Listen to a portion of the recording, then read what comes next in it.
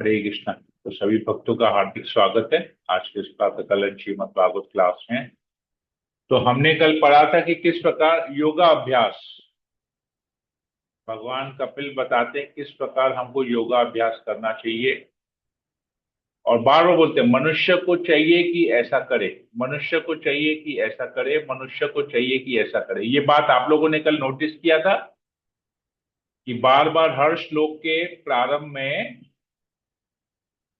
हम लोग जब अनुवाद पढ़ते हैं श्लोक का तो बार बार ये कह रहे हैं मनुष्य को चाहिए कि ये करे। जी प्रभु जी। तो इसका मतलब कोई बता सकता है? ये बार बार ये बताने का मतलब सेंटेंस इस प्रकार से स्टार्ट हो रहा है तो इसका मतलब क्या है, क्यों ऐसा बोल रहे हैं?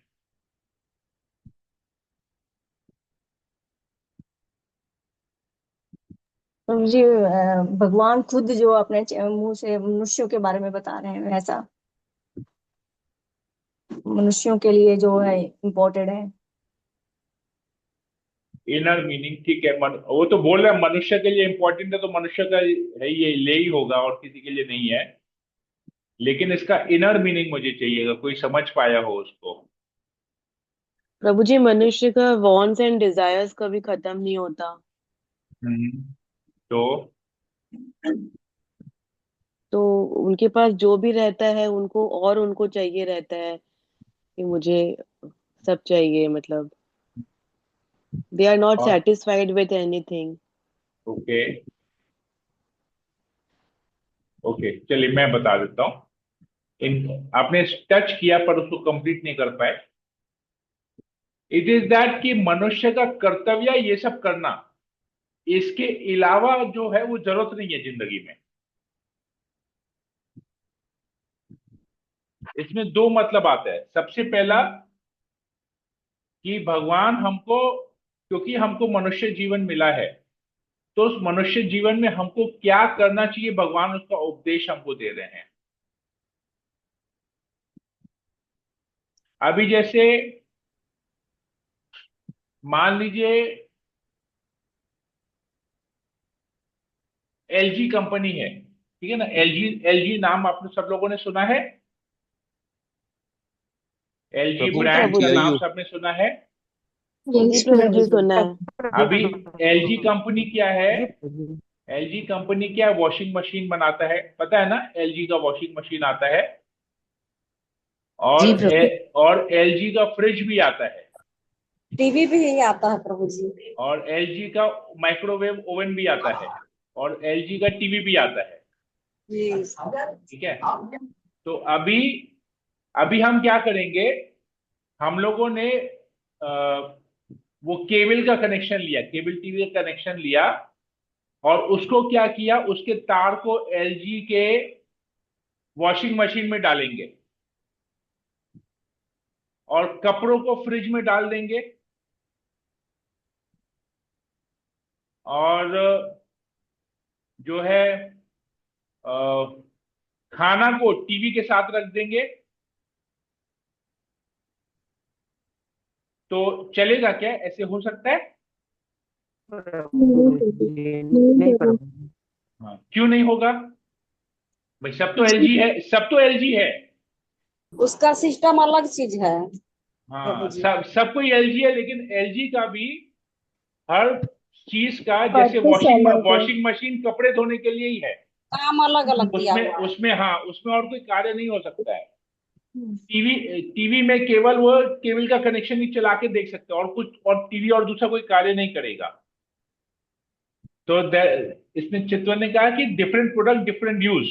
वही मैं बता रहा हूँ, अलग अलग प्रोडक्ट का अलग अलग वो है। तो इसी प्रकार समझ लीजिए एलजी जो है वो भगवान है और जो अलग अलग योनियां हैं, मनुष्य की योनि है, पशु की योनि है, पक्षी की योनि है, जानवर कीड़ों की योनि है, देवताओं की योनि है, सब ना ये अलग अलग एलजी के अलग अलग प्रोडक्ट हैं। ठीक है। तो जो भगवान कह रहे हैं कि मनुष्य को चाहिए कि ऐसा करे, मनुष्य को चाहिए कि ऐसा करे, तो वो हमारा उस कार्य है। जैसे वॉशिंग मशीन का कार्य है कपड़े धोना, उसमें आप दूसरा कोई कार्य नहीं कर सकते हैं। दूसरा कोई कार्य करने जाएंगे तो उस प्रोडक्ट का यूटिलिटी नहीं है। वो प्रोडक्ट बेकार हो जाएगा। अभी आप वॉशिंग मशीन में खाना डालेंगे तो क्या होगा? खाना भी खराब होगा, वॉशिंग मशीन भी खराब होगा। इसी प्रकार मनुष्य का जीवन मिला है हमको तपस्या करने के लिए, भगवान का ध्यान करने के लिए,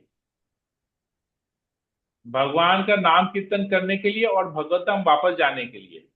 इसके अलावा हम अगर दूसरा कोई भी कार्य इस मनुष्य योनि में करते हैं तो वो कार्य भी गलत है और वो मनुष्य का योनि का भी नुकसान होगा। जिस प्रकार वॉशिंग मशीन में कपड़े के अलावा अगर आप खाना डालते हैं तो खाना भी खराब होगा और वॉशिंग मशीन भी खराब होगा, मतलब कार्य भी गलत होगा और वो चीज भी खराब हो जाएगा।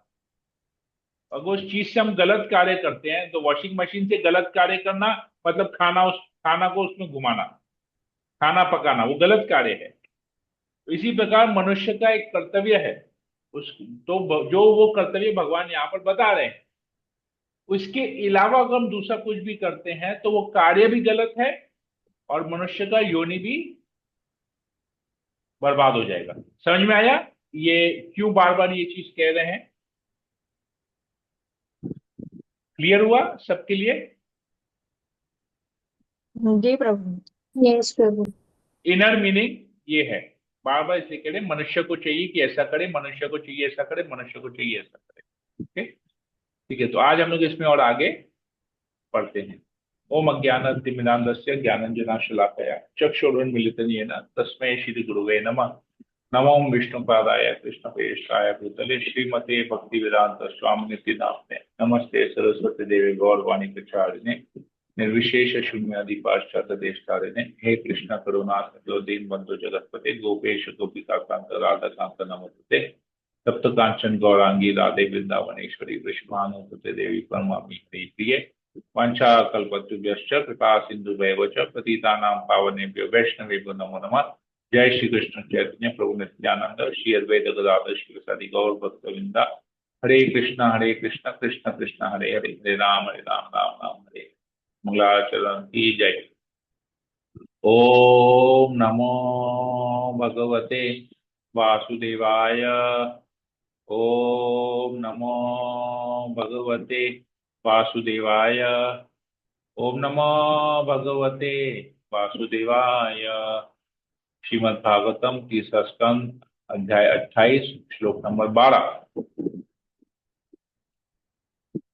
जब इस योगाभ्यास से मन पूर्णतया शुद्ध हो जाए तो मनुष्य को चाहिए कि अध खुली आंखों से नाक के अग्रभाग में ध्यान को केंद्रित करे और भगवान के स्वरूप को देखे। ये सेम चीज, एग्जैक्टली ये सेम चीज भगवान श्री कृष्ण भगवत गीता में भी बताते हैं। तो योगा अभ्यास का अगर आपको रिजल्ट चाहिए तो आपको पहले मन को शुद्ध करना पड़ेगा। मन को शुद्ध किए बिना योगा अभ्यास संभव नहीं है। तो आजकल के दिनों में जो लोग मॉडर्न डे में जो योगा अभ्यास हो रहा है वो सारा बेकार है। उस योगा अभ्यास में अगर हम भगवान का ध्यान नहीं करते हैं तो वो योगा अभ्यास एकदम वेस्ट ऑफ टाइम है। वो कहने का मतलब ये है। तो भगवान का मुख उत्पल कमल के समान है और लाल लाल आंखें कमल के कोश भीतरी भाग के समान है। उनका श्यामल शरीर नील कमल की पंखुड़ियों के समान है। वे अपने 3 हाथों में शंख चक्र का गदा धारण किए हैं। तो भगवान का कौन से रूप के ऊपर ध्यान करना है ये यहाँ पर बताया जा रहा है। उस भगवान के रूप का वर्णन किया जा रहा है। उनकी कटी पीले पद्म केशर के सदृश चमकदार वस्त्र से आवृत है। उनके वक्ष स्थल पर श्रीवत्स चिन्ह श्वेत बालों का गुच्छा है। उनके गले में चमचमाती कौस्तुभ मणि लटक रही है।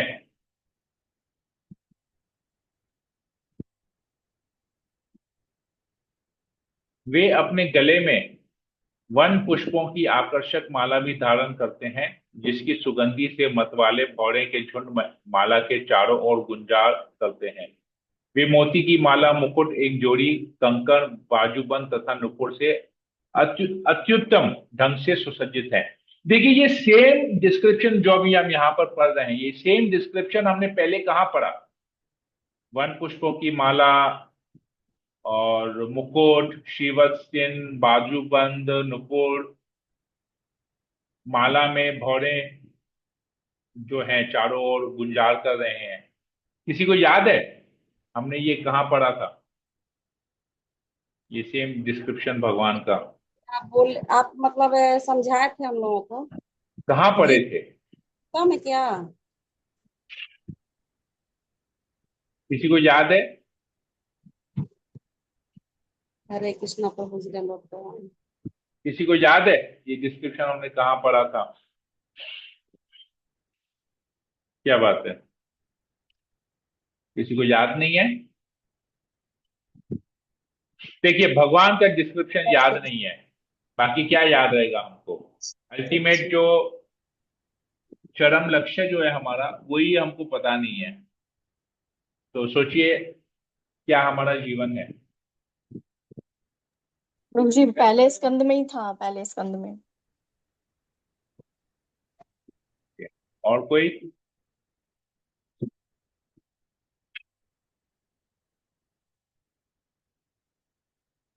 क्या बात है, कोई जवाब क्यों नहीं दे रहा है? सब लोग अपने अपने घर ग्रह के कार्यों में लगे हुए हैं लगता है, व्यस्त है सब लोग। नहीं प्रभु जी, नहीं प्रभु जी। प्रभु थोड़ा दर्शनार्थ में भी होता है। मुझे ये याद नहीं है। चतुर कुमार जब वैकुंठ जाते हैं तो यही सिमिलर डिस्क्रिप्शन आता है भगवान नारायण का। आता है कि नहीं आता है? याद हुआ सब? याद है किसी को? अभी याद आया? यस प्रभु। जब वो भगवान नारायण का दर्शन करते, भगवान नारायण आते हैं उनके सामने, जब जय विजय को श्राप देते हैं चतुर कुमार, तब भगवान स्वयं आते हैं, तब भगवान के इसी रूप का वर्णन है वहां पर। याद आया किसी को? किसको याद आया, किसको नहीं आया? जी प्रभु जी, जी प्रभु जी याद आया है। जी प्रभु जी। कितने टाइम पहले हमने पढ़ा था इसको? 1 महीना पहले? 2 महीना प्रहलाद महाराज का डेढ़ पिक्चर डेढ़ रिलीज दो होने, महीना प्रहलाद महाराज का पिक्चर रिलीज होने से शायद 10-12 दिन पहले हमने पढ़ा होगा, राइट?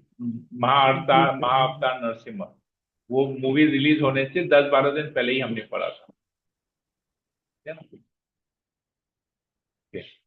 यही डिस्क्रिप्शन बार बार आएगा। ऐसा ही डिस्क्रिप्शन जब रुद्र गीत में भी आएगा, जब शिव जी भगवान के रूप का डिस्क्रिप्शन देते हैं, तब तो वो कृष्ण का रूप देखते हैं, बांसुरी वासुरी सब देखते हैं। इधर चतुर्भुज रूप का यहाँ पर वर्णन आ रहा है। ओके, आगे पढ़ते हैं। उनकी कमर तथा कूल्हे पर करधनी पड़ी है और वे भक्तों के हृदय कमल पर खड़े हुए हैं। देखिए भक्तों के हृदय कमल पर खड़े हुए हैं, तो ये परमात्मा का रूप है। परमात्मा का रूप जो हमारे हृदय में, परमात्मा का जो रूप है वो काल्पनीय नहीं है, इमेजिनरी नहीं है, उसका वर्णन स्वयं भगवान कपिल कर रहे हैं। परमात्मा का रूप का जो डिस्क्रिप्शन है वो स्वयं कौन कर रहे हैं?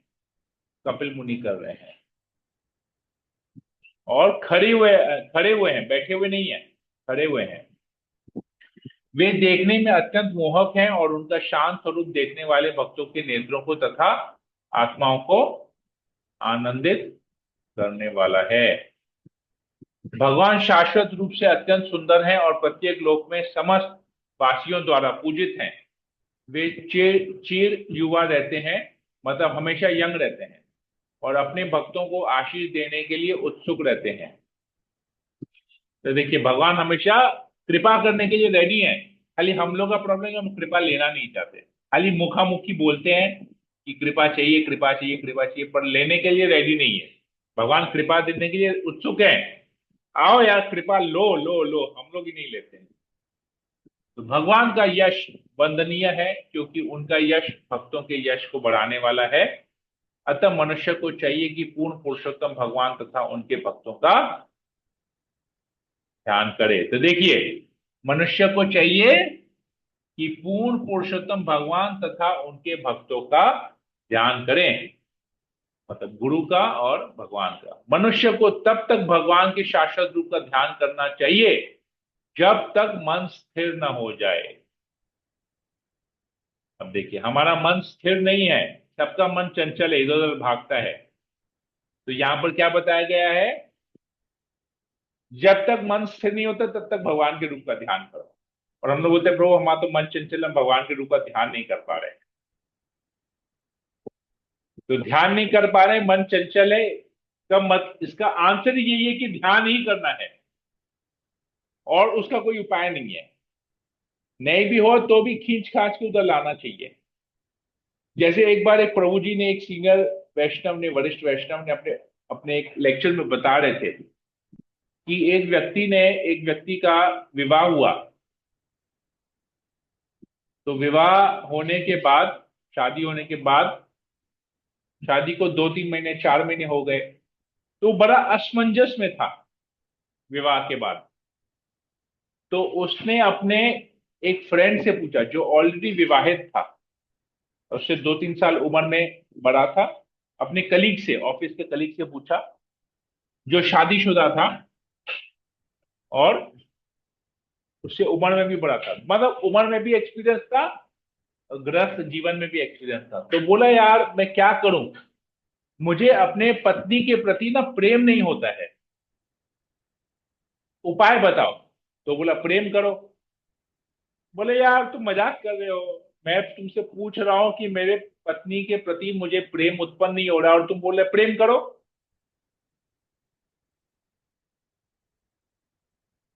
तो बोले हाँ यही उपाय है। तो बोले तो कैसे होगा, जब प्रेम उत्पन्न नहीं हो रहा तो प्रेम कैसे करूंगा। तो बोले यही तो अभ्यास है, यही तो अभ्यास है। प्रेम करते करते, अभी पहले बाहरी रूप से प्रेम होगा, करते करते करते करते वाकई में जब तुमको रियलाइजेशन होगा तो तुम वास्तविक रूप में, मतलब एक्चुअली हृदय से तुम प्रेम कर पाओगे फिर। तो ये भी यहीं पर ही यही बताया जा रहा है। तो जब तक हमारा मन शुद्ध नहीं होता, मन इधर उधर भागता है, तब तक हमको भगवान का ही ध्यान करना है। मन भाग रहे ना, तो ठीक है, जहां भाग रहे वहां पर भगवान का फोटो लगा दो, जहां जहां मन भागता है वहां वहां भगवान का फोटो लगा दो। तो लास्ट में मन भी क्या बोले, यार जहां जा रहा हूं भगवान का ही फोटो दिख रहा है, चलो भगवान ही, मतलब लगता है कि यहाँ भगवान ही सब कुछ है, इसके अलावा और कुछ नहीं है।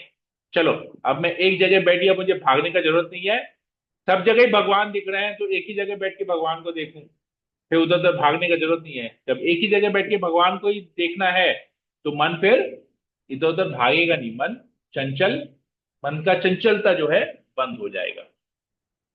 तो इस प्रकार भक्ति में सदैव तल्लीन रहकर योगी अपने अंतर में भगवान को खड़े रहते हुए, चलते हुए, लेटे या बैठे हुए देखता है, क्योंकि परमेश्वर की लीलाएं सुंदर तथा आकर्षक होती हैं। तो ये जब ऐसा आएगा तो हम सब सब कुछ देख पाएंगे, भगवान को चलते हुए भी देख पाएंगे, बैठते हुए भी देख पाएंगे, सब कुछ उनका देख पाएंगे। भगवान के नित्य रूप में अपना मन स्थिर करते समय योगी को चाहिए कि वह भगवान के समस्त अंगों पर एक ही साथ विचार न करके भगवान के एक एक अंग पर मन को स्थिर करे। तो देखिए एक एक अंग, पूरा रूप हम हो सकता हम नहीं देखे, देखिए कितना भी सुंदर डिस्क्रिप्शन आता है भगवान के एक एक अंग का, इतना सुंदर डिस्क्रिप्शन आता है। तो सबसे पहले चाहिए अपना मन भगवान के चरण कमलों में केंद्रित करें, जो वज्र, अंकुश, ध्वजा तथा कमल चिन्हों से सुशोभित रहते हैं। ओके, मैं ना इसमें एक बार स्क्रीन शेयरिंग में दूसरा कुछ डालता हूं, तो शायद आप लोग को और ज्यादा, मतलब मैं प्रैक्टिकली ये कैसे होगा मैं आप लोग को दिखाता हूं।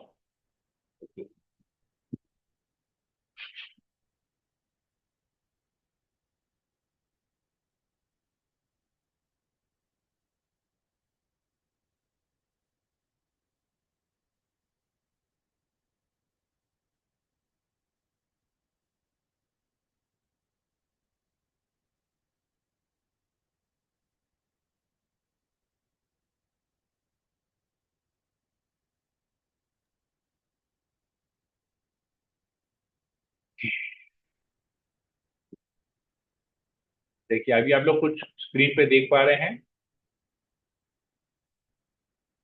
जी प्रभु जी। जी प्रभु जी, जी ठीक है ना? अभी अभी मैं पढ़ता हूँ, ठीक है ना? आप लोग केवल उस जो स्क्रीन पे आ रहा है उसको देखिएगा और जो मैं बोल रहा हूँ उसको ध्यान से सुनिएगा। अभी भी फोटो है आपके स्क्रीन पे ना? हट गया? नहीं है प्रभु जी, प्रभु। है प्रभु जी, है मतलब तो हरे रंग भक्त का को चरण। भक्त थोड़ा से भक्त है को आधा। चाहिए भक्त को चाहिए कि सर्वप्रथम वह अपना मन भगवान के चरण कमलों में केंद्रित करे, जो वज्र, अंकुश, ध्वजा तथा कमल चिन्हों से सुशोभित रहता है। सुंदर माणिक से उनके नाखूनों की शोभा चंद्रमंडल से मिलती जुलती है और हृदय के गहन तम को दूर करने वाली है। तो उनके नाखून भी दिख रहे हैं आपको, भगवान के प्रभु जी, जी प्रभु जी, दिख रहा है। चरण जी कमल प्रभु। नाखून दिख रहे हैं। अभी फिर है जी। पूज्य शिव जी भगवान के चरण कमलों के प्रक्षालित जल से उत्पन्न गंगा नदी को, पवित्र जल को अपने सिर पर धारण करके और भी पूज्य हो जाते हैं। भगवान के चरण उस वज्र के तुल्य हैं जो ध्यान करने वाले भक्त के मन में संचित पाप के पहाड़ को ध्वस्त करने के लिए चलाया जाता है। अतः मनुष्य को दीर्घ काल तक भगवान के चरण कमलों का ध्यान करना चाहिए। तो ये भगवान के चरण कमल क्या करेंगे? उसका ध्यान करने से हमारे हृदय में जो पाप का पहाड़ है, पाप का पहाड़, वो ध्वस्त हो जाएगा। ठीक है, टूट जाएगा पाप का पहाड़ अगर हम केवल भगवान के चरण कमलों पर अनेक समय तक ध्यान करेंगे। योगी को चाहिए कि वो सभी देवताओं द्वारा पूजित तथा सर्वोपरि जीव ब्रह्मा की माता, ऐश्वर्य की देवी लक्ष्मी जी के कार्यकलापों में अपने हृदय को स्थिर कर दे। वे सदैव दिव्य भगवान के पांवों तथा जांघों को चापती हुई देखी जा सकती है। इस प्रकार वे सावधानी के साथ उनकी सेवा करती हैं। तो इसी चरणों की सेवा कौन करती है? लक्ष्मी देवी करती है। और कैसे सेवा करती है? चापती हुई देखी जाती है, जैसे पैर को दबाते हुए धीरे धीरे सावधानी से उनकी सेवा करती है। तो ऐसे है भगवान के चरण कमल जो लक्ष्मी देवी जिनकी सेवा करी, और हम लक्ष्मी के पीछे भाग रहे हैं। हमको भगवान के चरण कमलों के पीछे भागना चाहिए।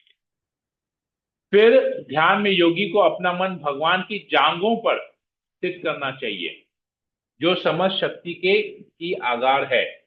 तो अभी ये चरण कमल हो गए, अब भगवान की जांघें, ठीक है, भगवान की जांघों पर ध्यान करना चाहिए। वे अलसी के फूलों की कांति के समान सफेद नीली हैं, और जब भगवान गरुड़ पर चढ़ते हैं तो ये जांघें अत्यंत भव्य लगती हैं। योगी को चाहिए कि वह भगवान को गोलाकार नितंबों का ध्यान करे, जो करधनी से घिरे हुए है, और यह करधनी भगवान के एड़ी तक लटकती पीताम्बर पर टिकी हुई है। तब योगी को चाहिए कि वह भगवान के उदर के मध्य में स्थित चंद्रमा जैसी नाभि का ध्यान करे। ओके, देखिए अभी हम लोग नाभि पे आते हैं। ठीक है, करदनी वगैरह सब कुछ हो गया, ये भगवान की नाभि पे आ गए। उनकी नाभि संपूर्ण ब्रह्मांड की आधारशिला है, जहां से समस्त लोकों से युक्त कमल नाग प्रकट हुआ। यह कमल आदि जीव ब्रह्मा का वास स्थान है। इसी तरह योगी को अपना मन भगवान के स्तन नागरों पर केंद्रित करना चाहिए, जो श्रेष्ठ मरकत मणि के जोड़ी के सदृश है, और जो उनके वक्ष स्थल को अलंकृत करने वाली मोतीमाला की दुग्ध धवल किरणों के कारण श्वेत प्रतीत होती है। तो आ गया अभी भगवान का वक्ष स्थल। देखिए बीच में, देखिए ये है ना, वक्ष स्थल में एक निशान है। ठीक है, ये भगवान का वक्ष स्थल है। मोती की माला भी है, सब दिख रहा है ना क्लियर? देखिए मैं दोबारा पढ़ता हूँ वक्ष स्थल प्रभु का जी, यही है डिस्क्रिप्शन। क्या? हरे कृष्णा प्रभु जी। प्रभु जी, यस यही क्या कौस्तुभ मुनि मणि कहलाता है? Yes yes. इसी ओके। तरह इसी तरह योगी को अपना मन भगवान के स्तनाग्रों पर केंद्रित करना चाहिए। स्तनाग्र मतलब चेस्ट, चेस्ट के ऊपर, छाती के ऊपर, जो श्रेष्ठ मरकत मणि की जोड़ी से के सदृश है, और जो उनका वक्ष स्थल को अलंकृत करने वाली मोती माला के दुग्ध ध्वल किरणों के कारण श्वेत प्रतीत होती है। ओके, मोतीमाला भी दिख गया। फिर योगी को भगवान के वक्ष स्थल का ध्यान करना चाहिए, जो देवी महालक्ष्मी का आवास है। भगवान का वक्ष स्थल मन के लिए समस्त दिव्य आनंद तथा नेत्रों को पूर्ण संतोष प्रदान करने वाला है। तब योगी को अपने मन में संपूर्ण विश्व द्वारा पूजित भगवान की गर्दन का ध्यान करना चाहिए। भगवान की गर्दन, ये देखिए, ये भगवान की गर्दन है। भगवान की गर्दन उनके वक्ष स्थल पर लटकने वाले कौस्तुभ मणि का की सुंदरता को बढ़ाने वाली है। इसके बाद योगी को भगवान की चारों भुजाओं का ध्यान करना चाहिए, जो प्रकृति के विभिन्न कार्यों का नियंत्रण करने वाले देवताओं की समस्त शक्तियों के स्रोत हैं। फिर योगी चमचमाते उन आभूषणों पर अपने मन को केंद्रित करे जो मंदराचल के घूमने से रगड़ गए थे।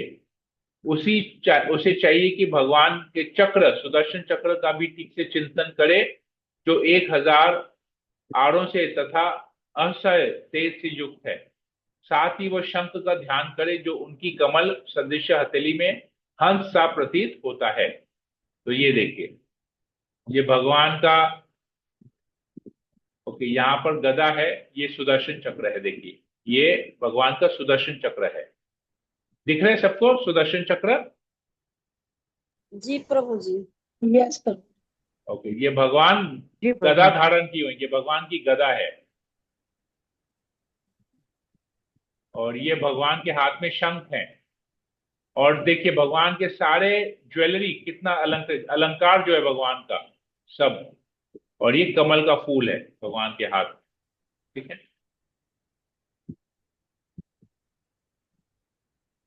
फिर योगी को चाहिए कि वह प्रभु की कौमोदकी नामक गदा का ध्यान करे, जो उन्हें अत्यंत प्रिय है। यह गदा शत्रुतापूर्ण सैनिक असुरों को चूर चूर करने वाली है और उनके रक्त से सनी हुई है। योगी को भगवान के गले में पड़ी हुई सुंदर माला का भी ध्यान करना चाहिए, जिस पर मधुर गुंजार करते हैं, घोड़े मंडराते रहते हैं। भगवान की मोती की माला का भी ध्यान करना चाहिए, जो उन शुद्ध आत्माओं की सूचक है जो भगवान की सेवा में लगे रहते हैं। तो ये देखिए, भगवान के यहाँ पर ये माला है गले में, जिसमें घोड़े मंडाते हैं। दिख रहा है भगवान के जो माला है पूरा, देखिए कितना बड़ा माला है। जी प्रभु। और भगवान के गले में ये मोती की माला भी हम देख पा रहे हैं। देखिए, ये मोती की माला भी है भगवान के गले में, ठीक है। तब योगी को भगवान के कमल सदृश मुखमंडल का ध्यान करना चाहिए। चलिए आइए मुखमंडल पे आते हैं। ये भगवान का मुखमंडल है, जो इस जगत में उत्सुक भक्तों के लिए अनुकंपावश अपने विभिन्न रूप प्रकट करते हैं। उनकी नाक अत्यंत उन्नत है और उनके स्वच्छ गाल उनके मकराकृत कुंडलों के हिलने से प्रकाशमान हो रहे हैं। तो देख रहे हैं भगवान के, दिख रहे हैं यहाँ पर कुंडल भी दिख रहे हैं, नाक भी अत्यंत उन्नत है, मतलब खरी हुई नाक एकदम। ये सेम डिस्क्रिप्शन आएगा रुद्र गीत में भी, यही डिस्क्रिप्शन आता है जब वो शिव जी भगवान के इस रूप का वर्णन करते हैं। बहुत सुंदर है वो भी। ओके, तब योगी भगवान के सुंदर मुखमंडल का ध्यान करता है, जो घुंघराले बालों, कमल जैसे नेत्रों तथा नाचती भवों को से सुशोभित है। तो क्या है, घुंघराले बाल हैं, कमल जैसे नेत्र हैं और नाचती हुई भौवें हैं। भौवें मतलब आपके आईब्रोज। इसकी शोभा के आगे भौरों से घिरा कमल तथा तैरती हुई मछलियों की जोड़ी मात खा जाती है। योगी को चाहिए कि भगवान के नेत्रों की कृपा पूर्ण चितवन का ध्यान पूर्ण संपूर्ण भाव से करे, पूर्ण समर्पण भाव से करे, क्योंकि उससे भक्तों के अत्यंत भयावह 3 प्रकार के कष्टों का शमन होता है। प्रेम भरी मुस्कान से युक्त उनकी चितवन विपुल प्रसाद से पूर्ण है। तो भगवान के आंखों का, नेत्रों का और उनके मुस्कान का, देखिए भगवान के नेत्र और भगवान का मुस्कान। इस प्रकार योगी को भगवान श्री हरि के उदार मुस्कान का ध्यान करना चाहिए जो घोर शोक से उत्पन्न उनके अश्रुओं के समुद्र को सुखाने वाली है। तो भगवान की मुस्कान आंसू के समुद्र को भी सुखा देती है। देखिए, जो उनका नमस्कार करते हैं उसे भगवान की चाप सदृश भौहें का भी ध्यान करना चाहिए जो मुनियों की भलाई के लिए कामदेव को मोहने के लिए भगवान की अंतरंगा शक्ति से प्रकट है। योगी को चाहिए कि प्रेम में डूबा हुआ भक्ति पूर्वक अपने अंतरतम में भगवान विष्णु के अट्ठास का ध्यान करे। उनका यह अट्ठास इतना मोहक है कि इसका सरलता से ध्यान किया जा सकता है। भगवान के हंसते समय उनके छोटे छोटे दांत चमेली की कलियों जैसे दिखते हैं और उनकी होठों की कांति के कारण गुलाबी प्रतीत होते हैं। एक बार अपना मन उनमें स्थिर करके योगी को कुछ और देखने की कामना नहीं करनी चाहिए। इस मार्ग का अनुसरण करते हुए धीरे धीरे योगी में भगवान हरि के प्रति प्रेम उत्पन्न हो जाता है। इस प्रकार भक्ति करते हुए अत्यधिक आनंद के कारण शरीर में रोमांच होने लगता है और गहन प्रेम के कारण शरीर अश्रुओं की धारा से नहा जाता है। यहाँ तक कि धीरे धीरे वह मन भी भौतिक कर्म के विमुख हो जाता है जिसे योगी भगवान को आकृष्ट करने के साधन रूप में प्रयोग करता है। जिस प्रकार मछली को आकृष्ट करने के लिए कंटिया प्रयुक्त की जाती हैं। तो भगवान के इसी रूप का ध्यान करेंगे तभी भगवान के प्रति प्रेम आएगा। तो देखिए, मैंने जो एग्जाम्पल दिया था, रूप का ध्यान करना है और फिर प्रेम आएगा।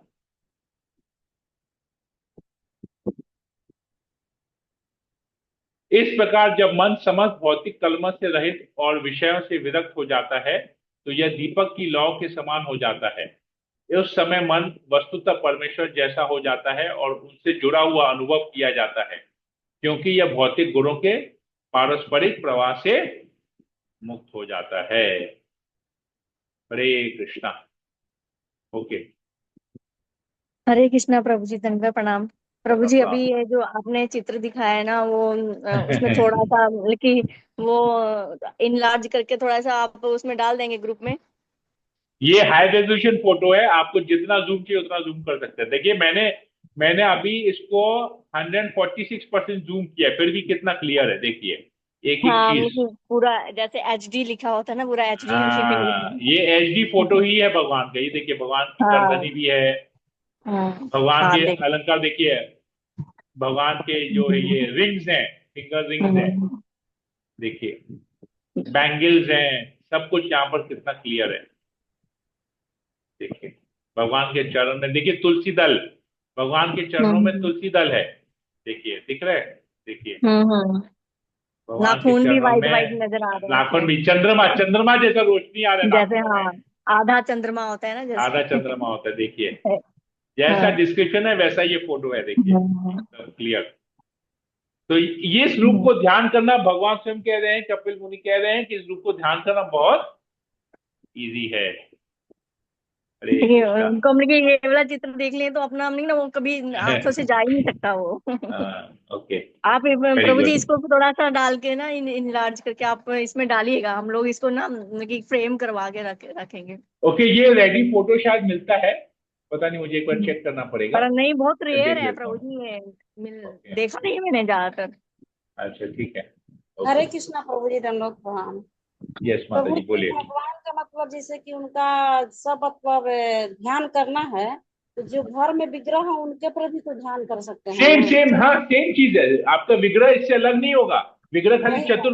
चतुर्भुज रूप नहीं होगा। चतुर्भुज रूप नारायण का होता है। जैसे मैं इतना भाग्यशाली हूं कि ये सेम रूप ना मेरे घर में भी है। ये जो चतुर्भुज रूप दिखाया जा रहा है ना, तो ये सेम रूप मेरे घर में भगवान नारायण है, तो हरि यही बोल। रूप में है। जैसे हम लोग तो राधा। मतलब मुझे कभी इतना आकर्षण नहीं लगा क्योंकि मैंने कभी ऐसा डिस्क्रिप्शन पहले सुना था पर इतने ध्यान से कभी पढ़ा नहीं। आप लोगों की कृपा से मैं उसको आज पढ़ पाया। अब मैं तो भगवान नारायण का डेली ध्यान करूंगा, मेरे घर में है चैंटिंग के समय। अब उस रूप को अपने इसमें अंतःकरण में मुझे बसाना पड़ेगा, ये रूप को। जैसे कि राधा माधव जी घर में है प्रभु, तो उनका ही तो हाँ ध्यान करते हाँ, हैं ना। उनका भी ध्यान कर सकते हैं, उनका भी ध्यान कर उनके सकते हैं, चरणों राइट। का, उनके मतलब वक्ष स्थल का, मैंने हर हाँ हाँ जहाँ हाँ, राइट राइट राइट, सब सेम कुछ तो ही हुआ एकदम ना ऐसे प्रभु। एज इट इज कर सकते हैं, कोई दिक्कत नहीं वो है, एज तो इट इज कर विष्णु सकते भगवान कृष्ण भगवान है, वो तो हैं। अलग देखिए, अलग रूप चरणों, में बेसिकली क्या है, चरणों से स्टार्ट करना है, चरण देखना है, जांग देखना है, जांघें देखनी है, फिर उनका है। पेट, उधर देखना है, उधर देख के फिर उनका छाती देखना है, छाती देख के फिर नाभि उनका देखना चेहरा है, देखना है। मैंने स्टेप बाय स्टेप देखते हुए मुखमंडल तक जाना है। राइट राइट राइट, यही इसका प्रोसेस है, ध्यान करने का प्रोसेस है, देखने का, भगवान का दर्शन करने का प्रोसेस है। प्रभु जी, उनमें जो छाती में उनका वो गोल गोल सर्कल, व्हाइट कलर का सर्कल था, हाँ, वो क्या है, उसको क्या बोलते हैं?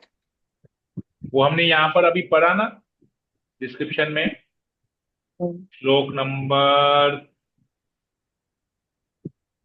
आई थिंक 15-16 ऐसे इसमें पढ़ा था, देखिए वापस से पढ़ते हैं।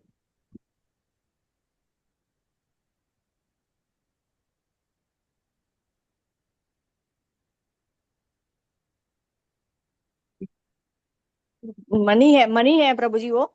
नहीं नहीं, वो मैं बताता हूँ।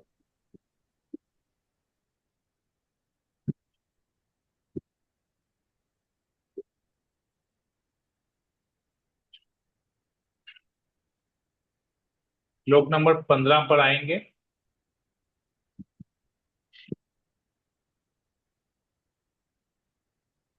15-16।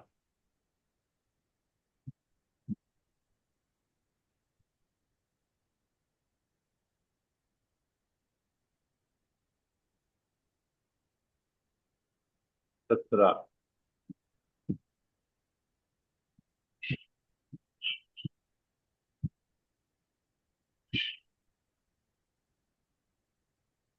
ये हमने कौन सी श्लोक में पढ़ा था ना?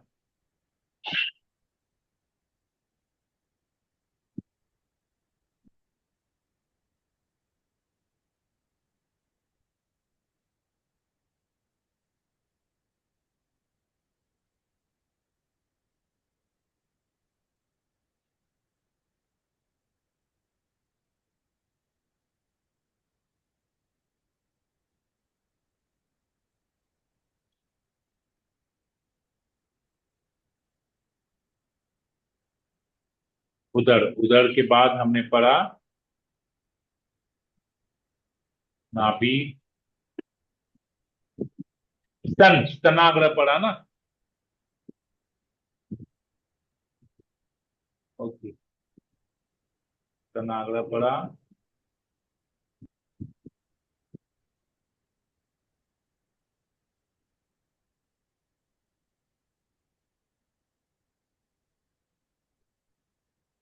भी तो पढ़े थे, नहीं पता है। यार भागवतम खुला हुआ है क्या?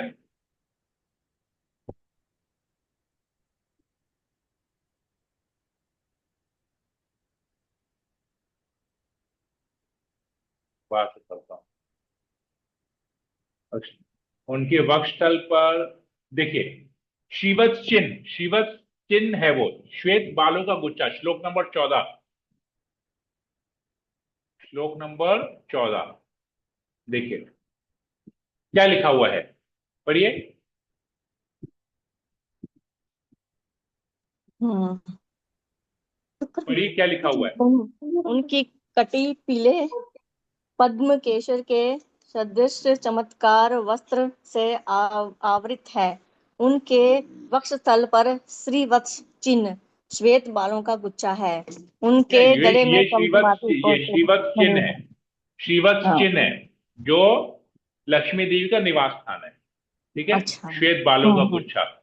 श्रीवत्स चिन्ह। हम्म। ठीक है, क्लियर हुआ? जी जी प्रभु जी, हरे आशा कृष्ण। रानी माता जी, क्लियर हुआ? जी प्रभु जी, सॉरी, ये हरे। इनको भी ईशानी इंदिरा माता जी, राइट? ईशानी इंदिरा माता जी, क्लियर हुआ? जी प्रभु जी, जी प्रभु जी, क्लियर हो गया।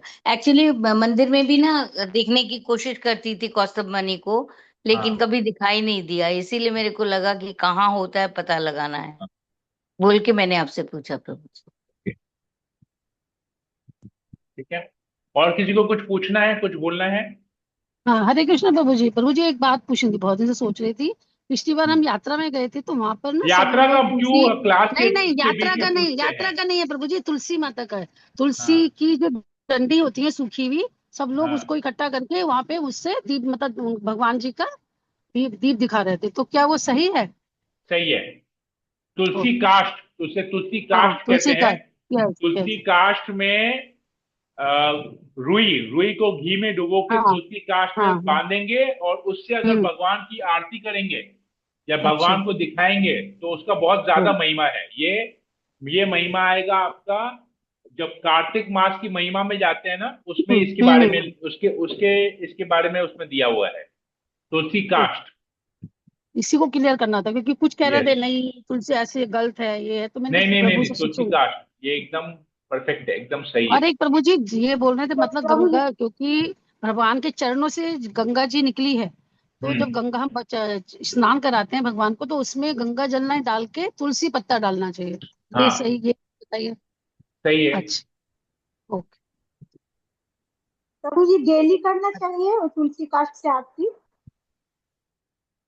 वो आपके ऊपर है। जी भगवान प्रभु। के चरणों में तो तुलसी डेली अर्पण करनी चाहिए।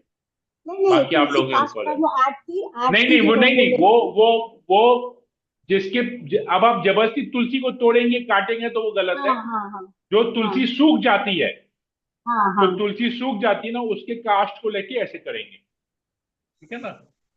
जो तुलसी का पौधा पूरा सूख जाता है उसी के काष्ठ को लेंगे। नहीं प्रभु, जो हम लोग तुलसी चढ़ाते हैं उनका जो डंठी मिलता है उनको भी सुखा के भी तो कर सकते हैं ना। हाँ, उसको भी सुखा के कीजिए, कोई दिक्कत हाँ, नहीं है। और इसीलिए हाँ, पूछ। उसको सुखा के कीजिए, कोई दिक्कत नहीं है।